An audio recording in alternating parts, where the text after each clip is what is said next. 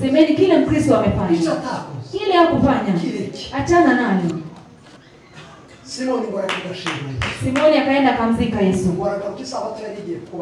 Akarudi Sabato ilikuwa karibu sana. Akaenda nyumbani. Maaskari wakajua kwamba Yesu amezikwa. Wakasema Petro. Ukisikia tunasema Petro sana. Alikuwa na makosa mengi. Lakini kwa hizo makosa Yesu anasema kwako nitajenga kanisa. Tena malango ya kuzimu haitaweza kuitingiza. Petro akasema huyu anakuanga na dhambi mingi. Watakuja kumwiba waseme amefufuka. Wadanganya amefufuka. Wakaleta maaskari wa special forces. Wakalinda kaburi la Yesu. Kuna mwimbaji alimba. Kaburi la Yesu. Askari wa Kirumi walioga wahati akasindire kumkiraya wafata abasirikare b'abaroma barinda Yesu wakachukua maskari nabo bambaye asa saa 2 zinakosa dakika 20. Na hapa kuna wamama. Na kuna kisirimba pia. Na kuna mahitaji. Na mimi sasa mpira itaharibikia kwa. Na wengine wakikimbia. Acha nami nifanye ngapi?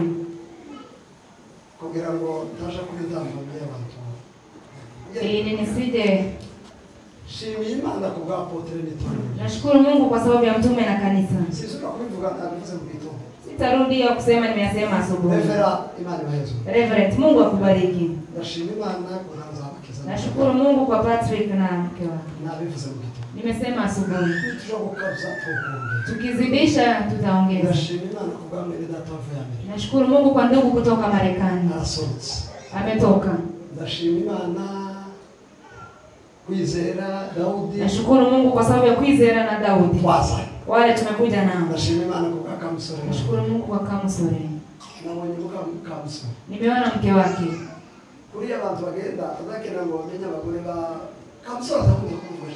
Watu wanapenda kujua wake wa watu, maana yeye anapenda kuongea kuhusu mke wake sana. Anamuitanga hata tu majina.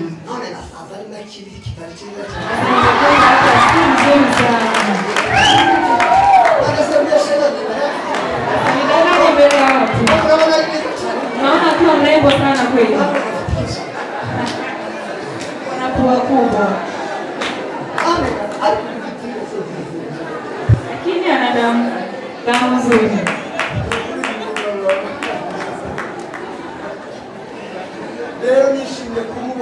Nimefurahia sana kumuona. Kamsore tumejuana 2015. Hiyo wakati yote nilikuwa sijabahatika kuona mke wake. Mungu asifiwe maana tumeonana. Sasa kuwajua ni dhamani kubwa kwangu. Asante. Nashukuru. Tuongee maneno nimeacha jioni jana. Niwaambie nitaharakisha. Lakini kitu imeniambia nikawia. Sasa nikikawia mnihurumie. Niliacha Yesu msalabani. Nataka kumtoa msalabani. Tumpeleke kaburini. Tumtoe huko. Aage wanafunzi. Aende mbinguni. Niwaambie neno alituachia. Niwaambie na vile tutaenda mbinguni. Amen. Katika jina la Yesu. Kwanza tutapiga mapepo na watoto wake. Na wengine hapa wanalegeza ibada. Naitwa Tuwairo Michelle. Naitwa Tuwairo Michelle. Kuna watu wananiambia sijitambulishi. Lakini wengi nafikiri wananijua. Ni hivyo basi. Mengine sasa ni hapo nje. Nilikuwa nasema tupige shetani kwa haleluya. Mtu ambaye ataleta hirisho.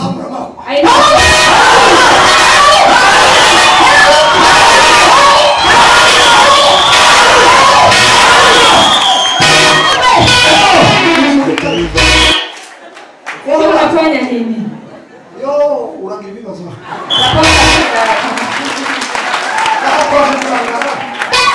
Tunakuja kuzubaa. Hapa tunakuja kuzubaa kweli. Uwe tayari. Hapo watu wanatoa mazuri.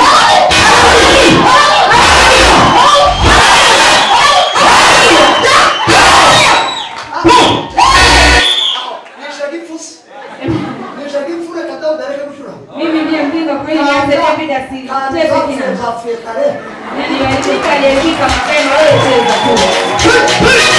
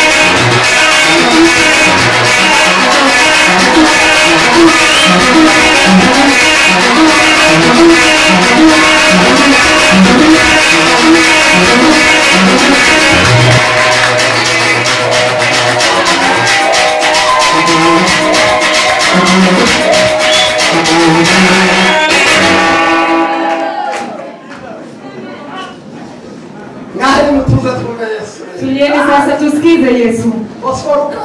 Bosco Luka 24 mstari wa kwanza.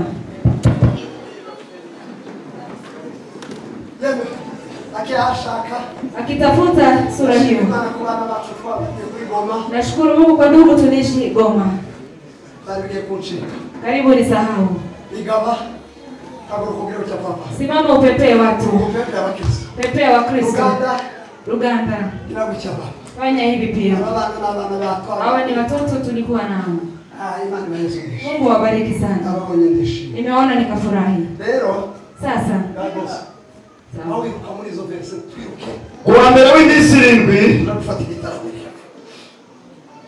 Kuwa mbere w'iminsi irindwi kare mu museke bajya ku gituro bajyanye bya bihumura neza batunganije babona igitare kibirinduye kivuye ku gituro binjiramo ntibasanga n'intumbi y'umwami Yesu bakinguye mu kantu abagabo babiri bahagarara aho bari umuntu uri kubyuma reka kumwushaganya ibyo gufata mikoro yanjye tuyi ngakomeza kandi tuze kubikora kugeza arangije kubwiriza Katutangije. Bibiri iravuze ngo wambara w'imisiri ikara mu museke bajya ku gituro bajyanye bya bihumura neza batunganije babona igitara kibirinduye kivuye ku gituro binjiramo ntibasangamo intumbi y'umwami Yesu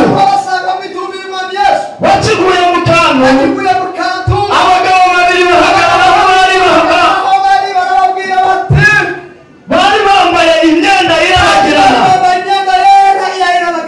abagore baratinya bubika amaso nuko abo bagabo barababaza bati niki gitumye mushakira ubuzima bwapfuye ntari hano ahubwo yazutse nibuka ibyo yavuganye namwe akiri i Galilaya ati umwana w'umuntu akwiriye kugambanirwa ngo afatwe n'amaboko y'abanyabyaha abambwe maze azuke ku munsi wa gatatu.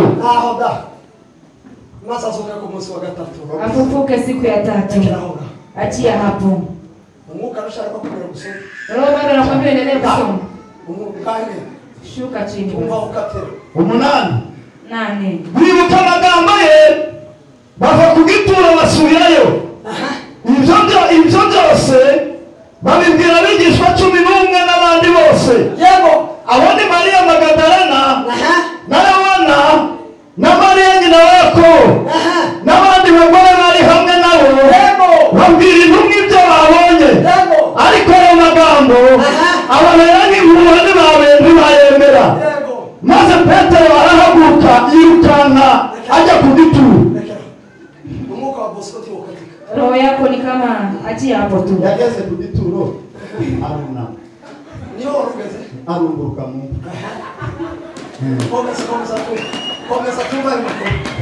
Endelea basi.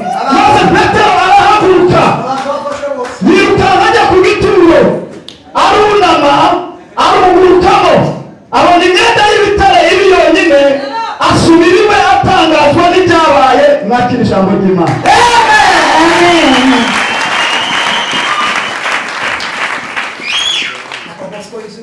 Bosco amejaa roho wa Mungu kweli.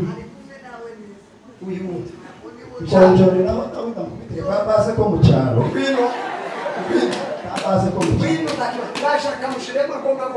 Sawa basi mwambie katika kidogo amchezee Mungu. babase ko mu cyaro. Ile besi ya ngoma shamba.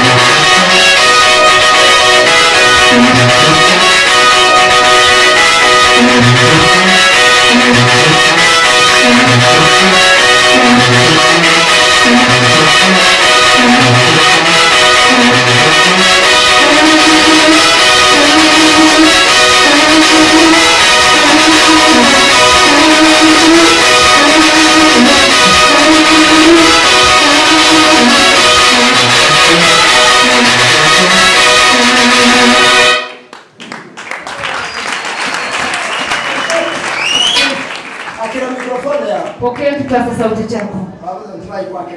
Nimesema kwenye asikunyang'anya. Hizi ndizo habari tunataka kunena.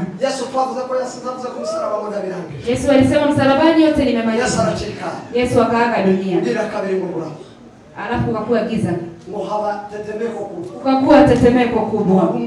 Ukakuwa na giza. mukandi mwijima ngurashira. Alafu giza ikaisha baadaye. Yesu yaramaze gucika. Yesu alikuwa ameikata roho. Yesu yacikanye. Yesu alikata roho kubw'ibyaha zacu. kwa sababu ya dhambi zetu. Yesu yacikanye kuzanje nawe. Yesu alikata roho kwa sababu yangu na nta wewe. muntu uzokora icyaha. Hakuna mtu hawezi fanya dhambi. Icyo Imana yanga. Kile Mungu anachukia ni kwamba sisi hatuombe msamaha. Lakini mtu anaweza anguka. Mtu anaweza teleza. Simon. Napenda Simoni jamani. Azabwira bene wabo. Akakuja akaambia ndugu zake. Murasiga maiti kumusaraba. Wewe mtaacha maiti msalabani. Ni sabato. Na ni sabato. Bayamubwira ngo genda ujane Enda. Chukua hata imeisha. Simoni bwana kumusaraba. Simoni akaenda msalabani. Amanura maiti ya Yesu. Akashusha mwili wa Yesu. Akaubeba. Ni Yesu ndio mtu ashigwa na mtu mmoja. Yesu ndiye mtu amezikwa na mtu mmoja tu. Abandi wengine bazaba hurura kuva Kenya. Wanatokanga Kenya. Lakini watu wanadanganya kweli. Nafikiria yule ndugu yenu mkimwambia maneno atamka. Ataenda mbinguni. Kuna mtu alikufa huko kwetu. Mimi sikuwa. Lakini hawa watoto walikuwa. Pastor akamsema vizuri akamsema.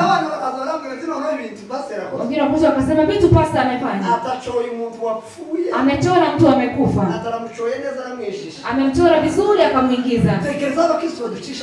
Fikiria mahali wa Kristo wanasema mambo. Wanajua tumechora wengine. Kumpitisha njia za magendo. Zile njia za magendo za watu wana vitambulisho. Anamfikisha. Wanajua wewe. Fikiria. Mahali wa Kristo wanaketi. Wanaona mchungaji amechora Mkristo.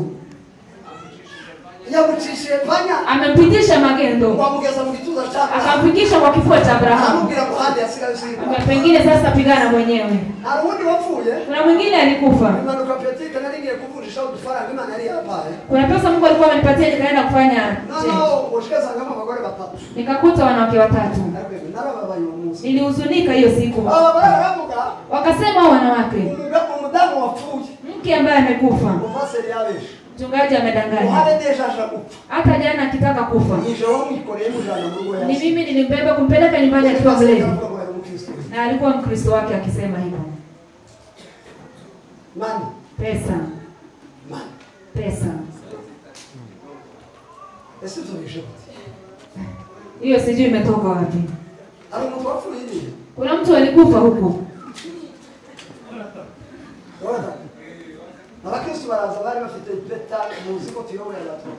Mnajua tunaongoza watu wakubwa. Wakakuja walikuwa na madaraka. Alikuwa na wanawake kama 6. Walikuja wengine wanazuiwa huko wasifike pale kwa mazishi. Jaribu kwa vile utajipanga. Nikwambia hakika ya Mungu. Wito niliitwa mimi siwezi jipanga vingine. Na wajulisha kwamba sitajipanga. Sitasema kitu.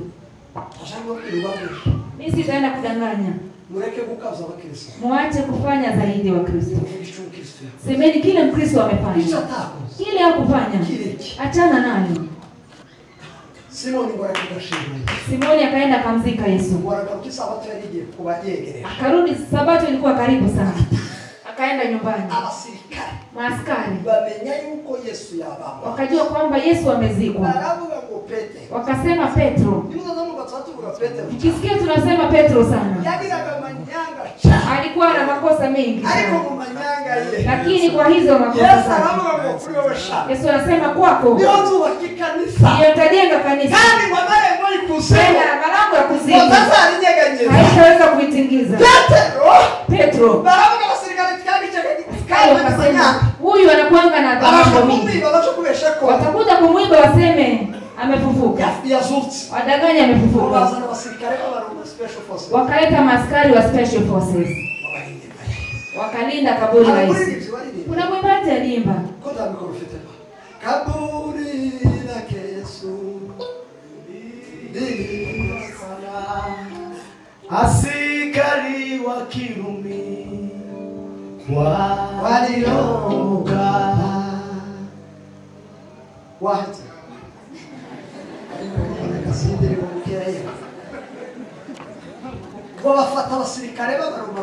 wakachukua maaskari wa Rumi wakamchunga Yesu. Unajua kwa nini wamechunga kaburi la Yesu? Walikuwa wamempangia vile.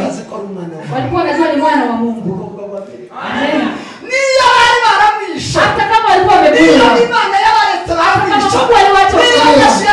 Hata kama Yesu alinyamaza, akapigwa na wale kufaa kumpiga. Makuhani na waandishi.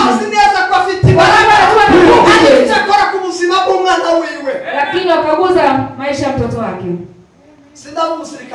Sijakuwa askari. Nimelala kwa zamu siku moja.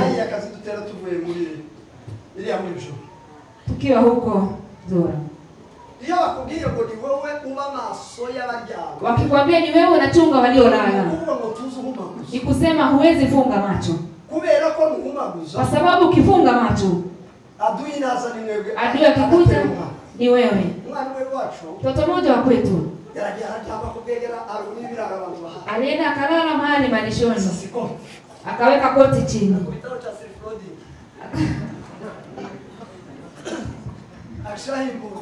akaweka silaha yake. Saa 7 saa 8 hivi, ilikuwa kama saa 7 saa 8, tulikuwa tukasikia kelele. Tukasikia kelele, tukasema basi adui amekuja. Sisi wote tukakimbilia huko, kuna risasi. Na tukakuta anakuja lakini akiwa peke yake. Tukakuta ni nini imetendeka? Walikuwa hivi kwa style, kawapiga risasi. Nimepiga risasi kiongozi. Sasa wengine wako wapi? Wapi?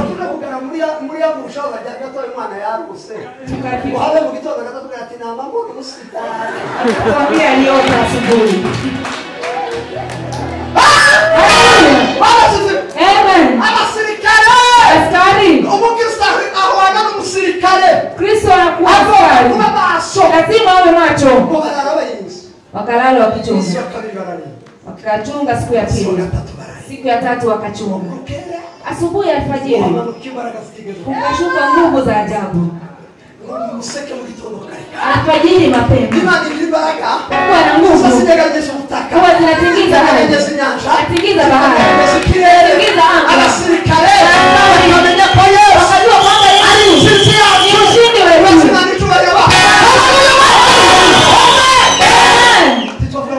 Sema amen. Maaskari wakaanza bila kuchezewa kinanda na mtu. Vitu mbili zimefanyika alfajiri. Askari walipoamka wakaambia mkubwa wao ameamka. Mkubwa akaambia mwingine, mwingine akamwambia mwingine. Ikafika kwa mkubwa sasa. Tena akasema mtume, eka siri. Akaunti zote bomoeni. Hizo habari wanawake na wanaume wasijue. Watakuja wapatie maskari walikuwa kwa Yesu alishinda. Hakuna anaweza ficha habari zake. Askari akaenda nyumbani na pesa. Kwa pesa na pesa mke wake. Anaambia mke wake, hata kama nakupatia pesa, wamesema nasema Yesu alishinda.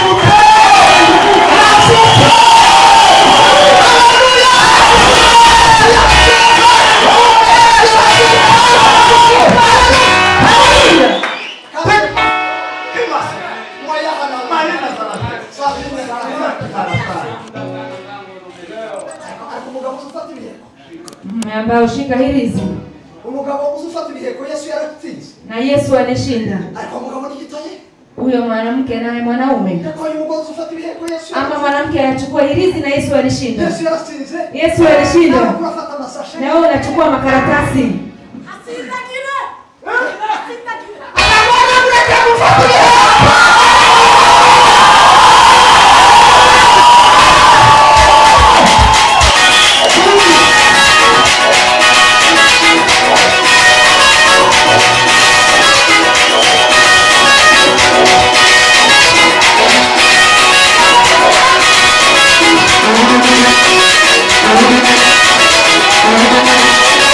Thank you.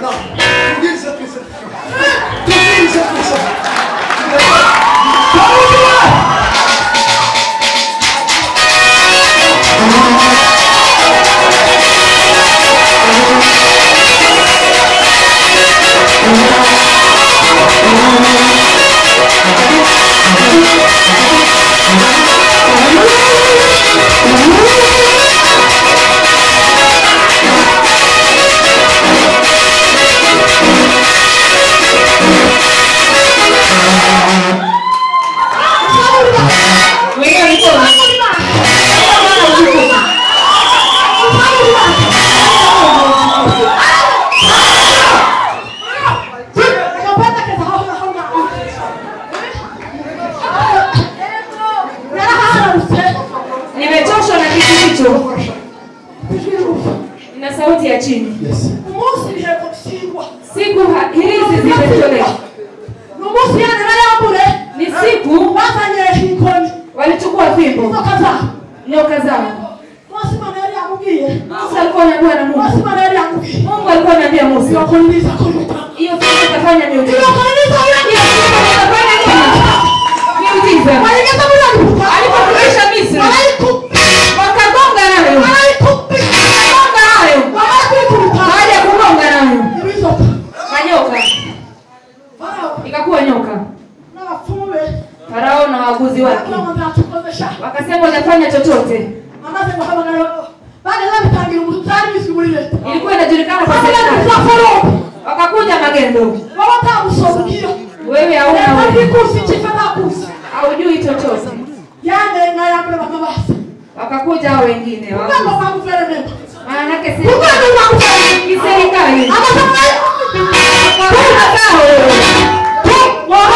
Baada ya kuweka chini ya Musa ikakuwa kiburi ikakuwa kubwa. Katika ya kwanza ya pili yote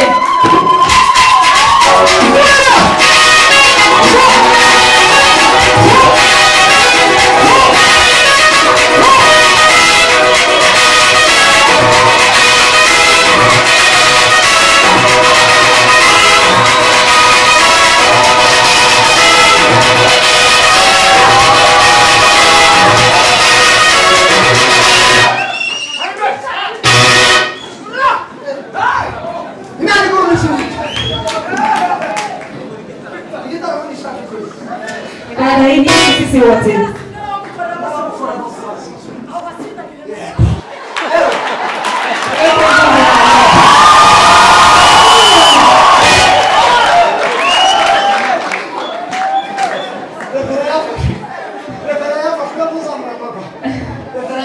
Reverend kweli amebarikiwa. Acha tutangaze tangazo hili. Yesu alishinda.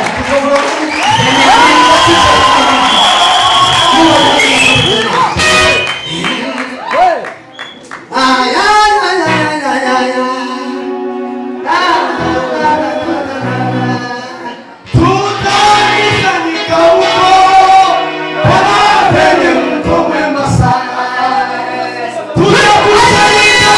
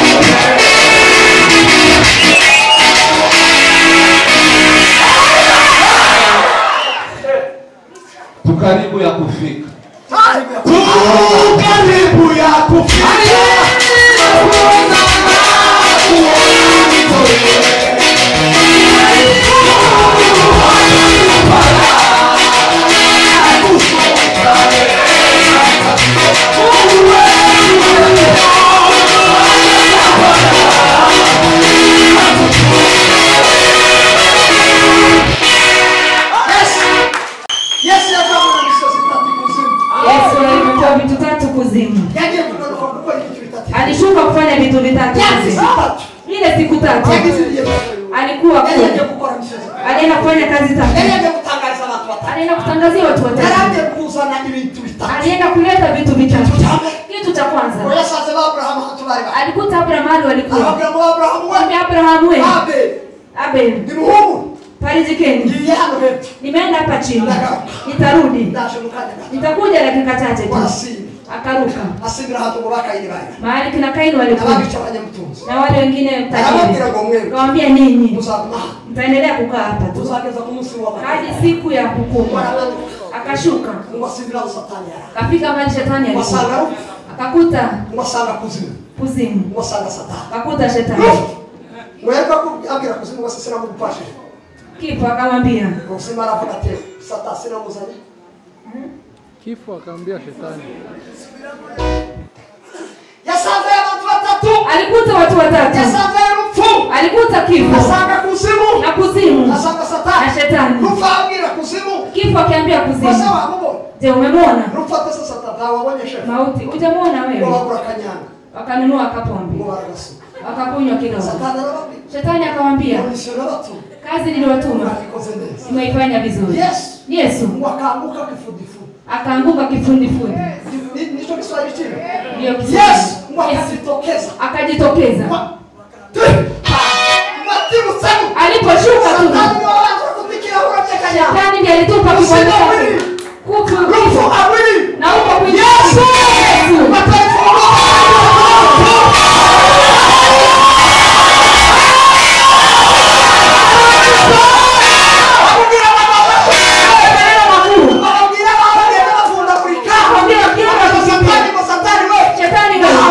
Nimepewa mamlaka kukupinga. Nimeenda. Nitarudi. Asubuhi. Wanawake wakakuja. Wakiwa na manukato. Wakikuja kaburini. Kuangalia mahali mfalme wao alipo. Lakini walikuwa na shida moja. Walikuwa na shida. Vile vitu wanataka kaburini. Nani atatutolea? Malaika anaangalia lakini nyinyi ni wazuri wa mama. Kifika kaburini. Wakaona timu. Wakaona. Walipotoka. Wakakuta wanaume wawili. Wameketi chini. Wanang'ana. Mafundisho yanasema Yesu alikuwa pale. Alikuwa miongoni mwao. Kwambia enyi wanawake, mnatafuta. Tunatafuta Bwana Yesu. Mnatafuta mzima kwa waliokufa. Ndio baada ya siku 3 nitafufuka. Mwende kuambia wanafunzi. Mwambie nimefufuka. Tukutane saa nyingine. Angalia nao.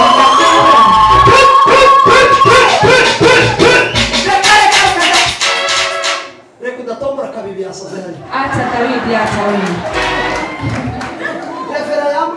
Reverend ameniambia pale. Huyu ni mamangu mdogo. Lakini hapa hakuna mama mdogo, hakuna nani. Sisi wote ni wa baba mmoja. Aliniambia ndiye ameona Daudi. Mara ya kwanza. Daudi umefika. Akimbia wanawake. Wakaambia wanafunzi. Hakika ya Mungu. Yesu amefufuka. Hizo habari zikawachanganya. Petro akafunga troza. Napenda Petro. Kristo anazubazuba usi Kristo. Kile kinajivuta vuta. Yeye anachelewa kwa ibada. Yeye hana kazi kanisani. Yeye hakuji kwa wageni. Hatoi pesa. Inaenda tu kijivuta vuta. Huyo ndaka kando. Petro alipofika kaburini akaona ile manguo. Akasema nimekubali yale wamesema. Nakuja kuambia ukweli wa Mungu. Yesu yale ametuambia nimekubali. Yesu akakaa siku ya mwisho. Waambia habari. Waambia mwisho. Mwende Yerusalemu. Mwende mngoze Roho Mtakatifu. Nami naenda. Nitawatumia. Ngoja vitu mbili. Mchunge vitu mbili kutokaribishana. Mkubaliane chumbani. Uwe na umoja. Ukunda. Mpendane. Mukanasa. Roho akikuja. Azabigisha utotara. Atawafundisha ile siku mwambie. Siku ilipofika. Umuriro utoka mbinguni. Moto ukatoka mbinguni. Uzumuka wewe. Kwa Roho Petro Mtakatifu. wagira Mungu. Petro alikuwa na uoga. Akasema enyi wanangu. Ujama msosi. Yule mlisulubisha. Alikufa. Alifufuka. Alienda mbinguni. Ametutumia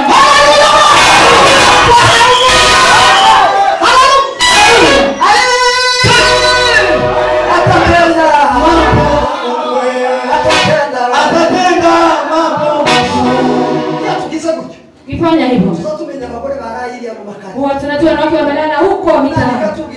Mungu anatuambia mfalme ako, mwanamke ako mwiki wa mahali fulani ameenda kupeleka mtoto wa wenyewe. Nyinyi mtaenda na maandiko tu. Tukifuza anagonjeka mgongo.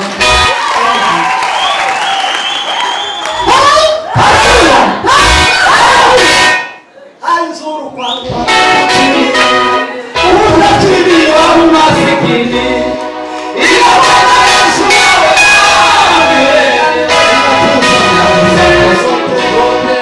aisuru kama sitapata utukufu na heshima huku sisi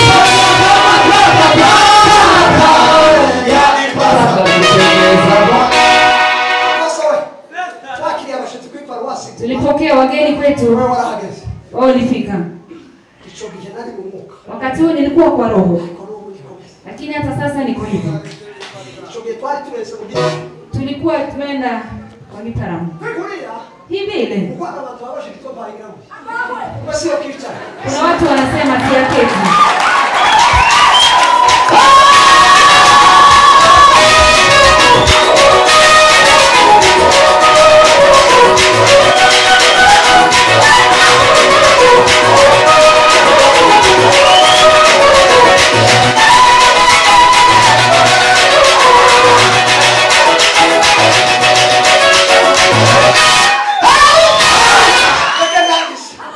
Nimalizie.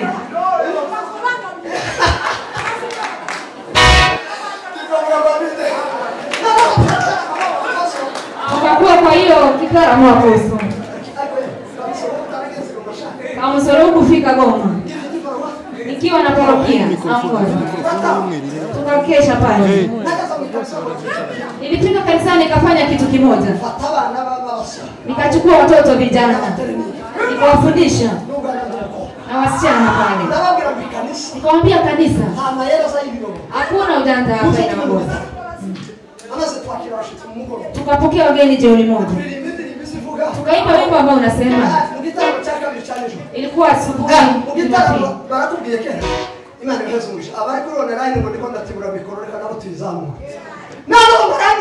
Sasa baadaye wimbo inasema mtakatifu Mungu wetu.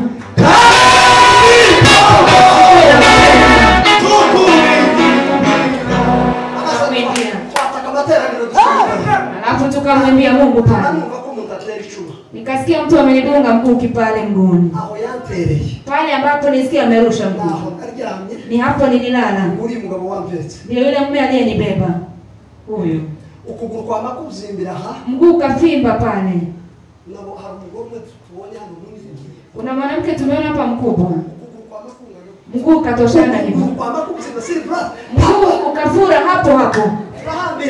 Tukafunga. Tukifunga hapa inaenda juu. Wakanibeba. Reverend imagine. Lakini wakanipeleka vizuri. Wakristo wengi hawakujua. Kaenda. Tulikuwa pamoja na yule mume ako juu nyuma. Baadaye akasema hii ni mapepo. Wacheza cheza. Tukashambulia mapepo. Asubuhi mapema. Mwambie Yesu.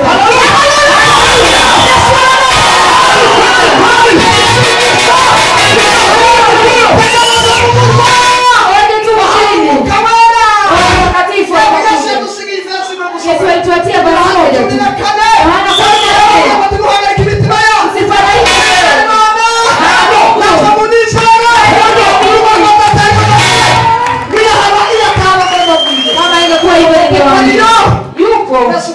Yesu atarudi. Yesu anakuja. Yesu anarudi. Maremo ni yungurukwa.